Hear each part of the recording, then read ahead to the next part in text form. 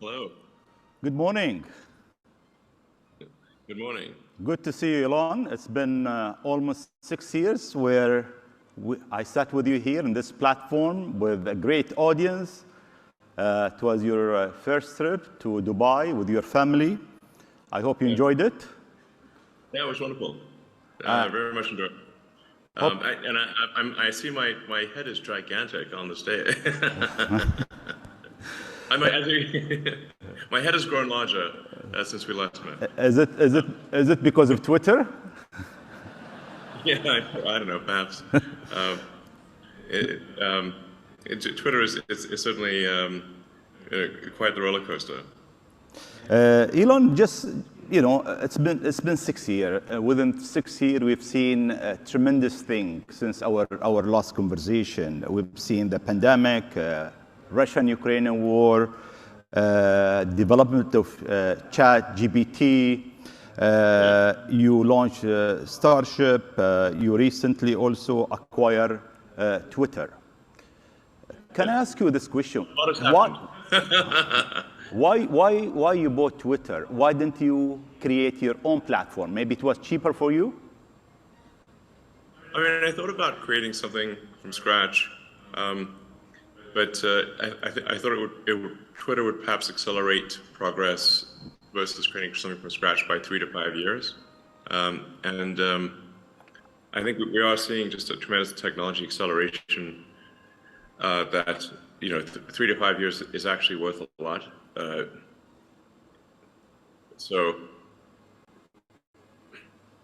I mean, to be frank, I was a little worried about the direction that and the effect of social media on the world, and especially Twitter. And I thought it was very important for there to be a maximally trusted sort of digital public square where people, within countries and internationally could communicate with, the least amount of censorship allowed by law. Obviously, that varies a lot by jurisdiction, but I think in general, social media companies should adhere to the laws of countries and not try to put a thumb on the scale beyond the laws of countries. I think this is something that is probably agreeable to the legislators and the people of most countries. So I think that's the general idea, is just to reflect the values of the people, as opposed to imposing the values of essentially San Francisco and Berkeley, which are somewhat of a niche ideology as compared to the rest of the world. But Twitter was, I think, doing a little too much to impose a niche San Francisco, Berkeley ideology on the world. I thought it was important kind of for the future of civilization to try to correct that thumb on the scale, if you will, and just have Twitter more accurately reflect, like I said, the values of the people of Earth. That's the intention, and hopefully we succeed in doing that. Sure. But how do you see Twitter? If we say 5 years down the road, what's your vision for this platform? What should it do? Well, I think I'd like to, have this sort of long-term vision for something called X.com from way back in the day, which is kind of like a sort of like an everything app, where it's just maximally useful. It does, payments, it does, so it provides financial services, provides information flow, really anything digital, and also provides secure communications. So that really I think be as useful as possible, as entertaining as possible, and also to be like a source of truth. Like if you want to find out what's going on and what's really going on, then you should be able to go on X, the X app, and find out. So it's a sort of a source of truth and a maximally useful, I guess, app is about the wrong word, but system. And Twitter is essentially an accelerant to that sort of maximally useful everything app. Yeah. How you are gonna? I mean, if you look at Twitter today, I mean, it's a platform. Sometimes there is a lot of misinformation in Twitter. Sometimes I don't feel comfortable even because there is some way there is this negative between nation, between people, between a different ethnic group. There is this hate thing. How you are going to fix this issue where you are on a mission for humanity to get them together? Yeah, I think there's something that we're putting a lot of effort into called community notes. It's currently just in English, but we will be expanding it to all languages. That is, I think, quite a good way to assess the truth of things, where it's the community itself, basically the people of Earth who are basically, not exactly voting, but competing to provide the most accurate information. So it's sort of a competition for truth. And I think it's a very powerful concept to have a competition for truth. And because you can also say, like, what is true? It's because what may be true to some may not be viewed as true to others, but you want to have the closest approximation of that. So I think the community notes thing is very powerful.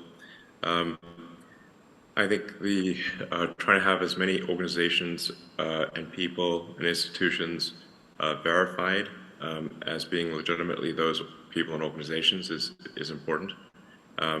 And to have the organizational affiliation clearly identified, so that if you want to find out if somebody's actually, if an account is actually, say, from a member of parliament or a journalist, or let's say if a Twitter handle is actually belongs to, say, Disney Corporation or something like that, you can go on Twitter and it's sort of an identity layer of the internet, and you can confirm that is in fact the case. And I think once you've got these sort of interlocking sort of identities, it's actually very hard to be deceptive in that case, because and it's also, you have a reputation to protect at that point. So I think then people are far more likely to be measured in their response, and be more reasonable, since they have reputational value at that point. So these are some of the ideas that I have, and I'm not saying that for sure it will succeed or that it's going to be perfect, but I am confident that it will, over time, head into a good direction. And I think the evidence for that will be, do people find it useful? As we're measuring sort of the total user minutes, but not just user minutes, unregretted user minutes is, I think, the key figure of merit.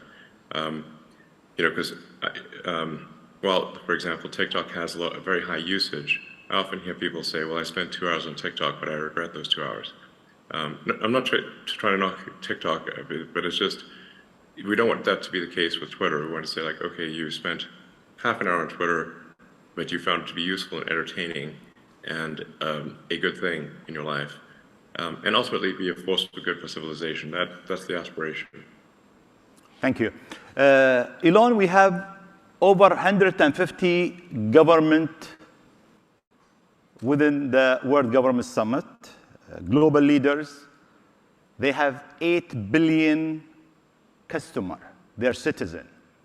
How government can use Twitter better to serve its citizens? Yeah, well, I think generally I would recommend really communicating a lot on Twitter, and I think it's good for people to speak in their voice as opposed to how they think they should speak. Like, sometimes like people think, well, I should speak in this like way that is expected of me, but it ends up sounding, I think, somewhat at times somewhat stiff, but and not real. Like if you read a press release from a corporation, it just sounds like propaganda. So I would like encourage CEOs and of companies and legislators and ministers and so forth to speak authentically, and to if there's a particular policy, to explain it, and I think there's sometimes a concern about criticism, but I think at the end of the day, having some criticism is fine. It's really not that bad. I mean, I'm constantly attacked on Twitter, frankly, and I don't mind. You have to be somewhat thick-skinned, I suppose, at times. Just because they really will try to twist the knife. But I think just like I said, just as a forum for communication, it's great, and I would just encourage more communication, and like I said, to sort of speak in an authentic voice. Like sometimes people will have someone else be their sort of Twitter manager or something like that, and I think people should just do their own tweets. It sounds. And like sometimes you make a mistake or something, it's fine. But I think just doing your own tweets, just like you would do your own, you give a talk here, or you would, have a meeting at a summit or something. I think that's the way to do it, is to actually do the tweets yourself, and convey the message that you want directly. Yeah. So, but I mean, one thing I should say, and I know this is called the World Government Summit, but I think we should be maybe a little bit concerned about actually becoming too much of a single world government. If I may say, that we want to avoid creating a civilizational risk by having, frankly, this may sound a little odd, too much cooperation between governments. If you look at, say, at history and the rise and fall of civilizations, that really all throughout history, civilizations have risen and fallen, but it hasn't meant the doom of humanity as a whole, because there've been all these separate civilizations that were separated by great distances. And so, say like while Rome was falling, Islam was rising, and so you had like the sort of caliphate doing incredibly well, while Rome was doing terribly, and that actually ended up being a source of preservation of knowledge, and many scientific advancements. And so, so I think we want to be a little bit cautious about being too much of a single civilization, because if we are too much of a single civilization, then if the whole thing may collapse. I'm obviously not suggesting war or anything like that, but I think we want to be a little bit wary of actually cooperating too much. It sounds a little odd, but we want to have some amount of civilizational diversity, such that if something does go wrong with some part of civilization, that the whole thing doesn't collapse, and humanity keeps moving forward. Thank you. I hear you. I agree and disagree with you on certain point, and I think, today people, they don't fight with sword anymore. I mean, they have nuclear weapons. So if there is this conflict, the whole civilization will be gone. The whole human civilization will be gone. And what we are trying to do here at the Emirates actually is to do exactly what you are saying. We have 180 nationality. You have every single race, every single religion, and we're trying to create a model that shows the world that it doesn't matter who you are, what your color, what's your religion, where you're from, humanity can live in peace and harmony. Yeah, I mean, that would be great. My last question, I'll go to Twitter again, then we'll move out of Twitter if you allowed us. I mean, you've been running Twitter as the chairman, as the owner, as the CEO, and that's take a lot of time. Did you identify a CEO and when you are going to hire him? Well, I think I need to stabilize the organization and just make sure it's in a financially healthy place, and that the product roadmap is clearly laid out. So I don't know. I'm guessing probably towards the end of this year would be good timing to find someone else to run the company, because I think it should be in a stable position around at the end of this year.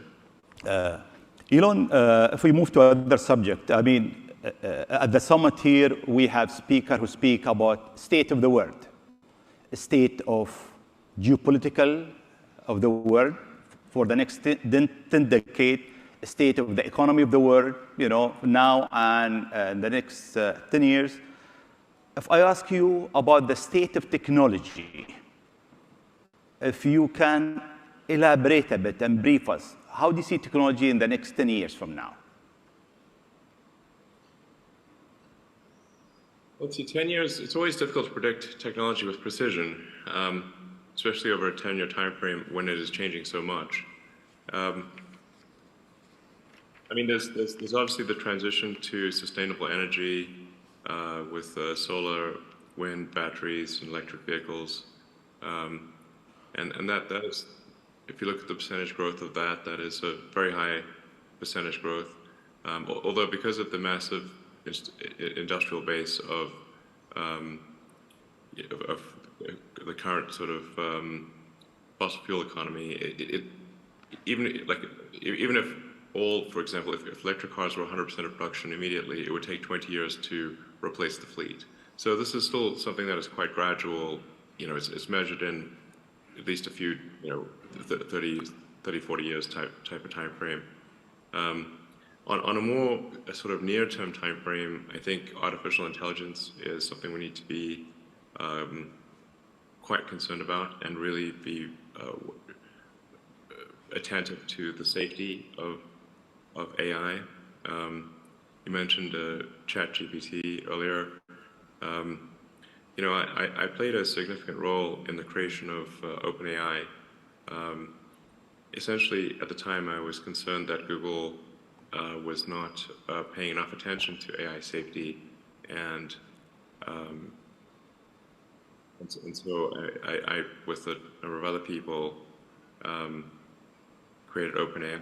And although initially it was created as an open source nonprofit, and now it is closed source and for profit. I don't have any stake in OpenAI anymore, nor am I on the board, nor do I control it in any way. But the ChatGPT, I think, has illustrated to people just how advanced AI has become. Because the AI has been advanced for a while, it just didn't have a user interface that was accessible to most people. So what really ChatGPT has done is just put an accessible user interface on AI technology that has been present for a few years. And there are much more advanced versions of that are coming out. So I think we need to really be, I think we need to regulate AI safety, frankly, because if you think of any technology which is potentially a risk to people, like if it's aircraft or cars or medicine, we have regulatory bodies that oversee the public safety of cars and planes and medicine, and I think we should have a similar sort of regulatory oversight for artificial intelligence, because it is, I think, actually a bigger risk to society than cars or planes or medicine. And this may slow down AI a little bit, but I think that might also be a good thing. The challenge here is that government regulatory authorities tend to be set up in reaction to something bad that happened. So if you look at, say, aircraft or cars, the cars were unregulated at the beginning, aircraft were unregulated, but they had lots of, airplane crashes, and in some cases, manufacturers that were cutting corners, and a lot of people were dying. So the public was not happy about that, and so they established a regulatory authority to improve safety. And now commercial airliners are extremely safe. In fact, they're safer than if you were to drive somewhere. The safety per mile of a commercial airliner is better than a car. And cars are also extremely safe compared to where they used to be. But if you look at, say, the introduction of seatbelts, the auto industry fought the introduction of seatbelts as a safety measure for, I think, 10 or 15 years, before finally the regulators made them put seatbelts in cars. And that greatly improved the safety of cars. And that airbags were another big improvement in safety. So my concern is that with AI, if there's something bad, if something goes wrong, the reaction might be too slow from a regulatory standpoint. So I'd say, like, if I'd say, like, what are the biggest risks to the future of civilization? It's AI, but AI is a double, it's both positive and negative. It has great promise, great capability, but it also, with that comes great danger. I mean, you look at, say, nuclear, just discovery of sort of nuclear physics. You had nuclear power generation, but also nuclear bombs. So anyway, I think we should be quite concerned about it, and we should have some regulation of what is, if fundamentally, a risk to the public. Very great. Let me move to another subject, Elon. Education. I mean, you have your own philosophy about education. With AI, education might change dramatically. Can you tell us briefly about your philosophy of education? And number two, do we need 12 years of schooling and 4 years of university? Well, with respect to education, I think in general, some things that we could do to make it more compelling would be to explain to children why we are teaching a particular subject. The human mind has evolved to really forget anything that it deems unimportant. So, in fact, human memory is really quite bad relative to, say, the memory of your phone. Your phone can remember the entire contents of an encyclopedia down to the last letter and pixel. But human memory is terrible by comparison. So the mind is constantly trying to forget things, actually. So if you explain the why a subject is being taught, that will then establish relevance, and it's much more likely to result in motivation for kids. And then also, if you teach knowledge, especially in the sciences, as solutions to a problem, it's much more effective. So, like, let's say you're trying to understand an internal combustion engine. Well, it's actually better to sort of take that apart and then say, okay, well, what tools do we need to use to take it apart? We need a wrench and screwdriver and various other things to take it apart. Well, then you understand that the reason for the tools. And so, like, for mathematics and are like tools in physics and engineering. But if you teach to the problem and then you understand, then you establish the relevance of the tools, then it's actually much easier to remember mathematics and physics because they help explain how the world works, as opposed to teaching them without explaining why, and simply teaching them. It's like, instead of teaching to the problem, currently people teach the tool. It would be like having a course on screwdrivers or a course on wrenches. but not understanding why you have a course you're learning about screwdrivers and wrenches. I think this is really quite a fundamental principle that should be applied in education. And I think sometimes we do teach classes that children do not find useful, and where the answer to the why is actually not going to be a very good answer. Most people, I think, do not find advanced mathematics useful and are unlikely to find it useful in their life. Or the elements that they do find useful could be taught very quickly as general principles. I also think that critical thinking is something that should be taught to children at a relatively young age, as effectively like a mental firewall, to really think about when somebody tells you something, is it cogent? Is it true? Or what is the probability that it is true? And so that you can be taught to reject things that are untrue or more likely to be untrue, and favor things that are more likely to be true. Critical thinking, I think, is very helpful for people to learn. So is it 12 years of schooling you are with, or without 12 years? 12 years is a long time, I suppose. But I mean, humans just do take a long time to mature. So there's emotional maturity, physical maturity, and mental maturity that is happening simultaneously with the education. I mean, I suppose it could be done in 10 years. Perhaps it does not need 12. But then is someone mature at age 16? They're more likely to be mature at age 18. So I guess 12 years is probably not bad.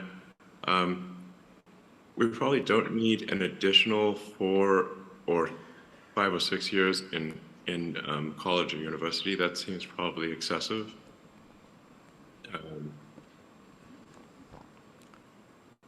I think we'll probably shave a few years off and be fine. Right. Okay. Kids will love it, by the way. Yeah. But social media. But we spend so many hours on social media.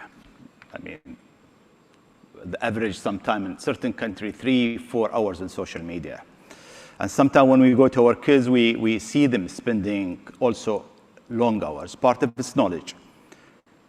Do you have any rule for your kids? I mean, how much they can spend on social media? I've generally not tried to restrict social media for my kids, although that might have been a mistake. Depending on which kid it is, they've really been programmed by Reddit and YouTube, I'd say, more than anything else, Reddit and YouTube. I think probably I would limit social media a bit more than I have in the past. And just take note of what they're watching, because I think at this point they're being like programmed by some social media algorithm, which you may or may not agree with. So I think probably one needs to supervise children's use of social media, and be wary of them getting programmed by some algorithm written in the Silicon Valley, which may or may not be what you want. Elon, you've been working very hard. I mean, since 6 years ago we met, you look much younger, by the way, than 6 years ago. Thanks. You look great too. But I know that you've been working for almost 20 hours a day. You sleep in the sofa in the office, maybe Twitter office, Tesla office. You told me once I was with you at Tesla's office. How do you balance your life? I mean, with this stress, with so many different, you're in so many different company parallel. How do you balance it? Well, I mean, I should point out that a 20-hour workday is relatively unusual and rather painful. But I do sleep 6 hours a night. So, and if I sleep less than 6 hours a night, I find that I might be awake longer, but I get less done. So,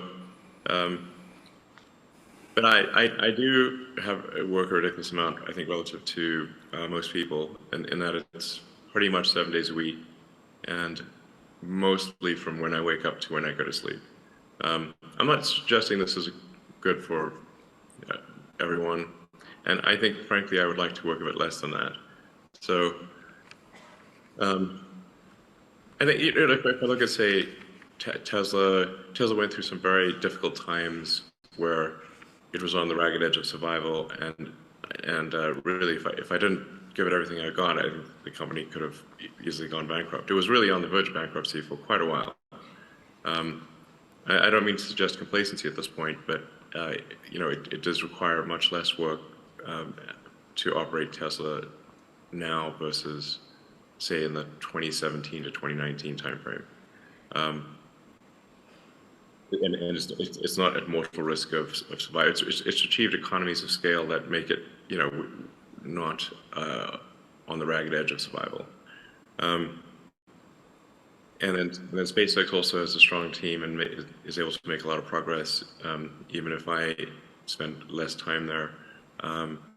It does help if I spend time there, but it keeps making progress even if I don't. Twitter is still somewhat of a startup in reverse, and so there's a lot of work required here to get Twitter to a sort of a stable position, and like I said, to really build the engine of engineering, of software engineering at Twitter, and have it, really have, like I said, a great product roadmap, and the people in place to implement that product roadmap. And so it is not my intention to work like crazy. I think I got be comfortable with a mere 80-hour work week would be fine. All right. And that is what I would aspire to. Thank you. We are running out of time. I have one last question I have to ask you. Sure. 3 UFO been shot, one over Alaska, Lake Huron, and Canada. Alien, no alien? I don't think it's aliens, no. Okay. I do find the whole question of aliens a very interesting one. What is typically called the Fermi paradox, which is that if the universe is really as old as science seems to think it is, and where are the aliens? Have we really been around for 13.8 billion years? If so, shouldn't there be aliens all over the place? The crazy thing is I've seen no evidence of alien technology or any alien life whatsoever, and I think I'd know. SpaceX, we do a lot. I think I know. I don't think there's anyone who knows more about space, than me, or at least the space technology. But I think it's actually a troubling thing if there are no aliens as well, which is that what that actually could mean then is that sort of civilization and consciousness is like a tiny candle in a vast darkness, and a very vulnerable tiny candle that could easily get blown out. And I think we should therefore take great care with what may very well be this tiny candle in a vast darkness, and make sure that it does not go out, and that we extend the light of consciousness beyond Earth, and do everything we can to ensure that the light of consciousness does not go out. Elon, we've run out of time. Thank you very much, and hopefully to see you next year with us here in the Emirates with your family. Sounds good. And thanks so much. Thanks again for having me. Thank you. Thank you. We'll see you. Bye-bye. Bye-bye. Thank you.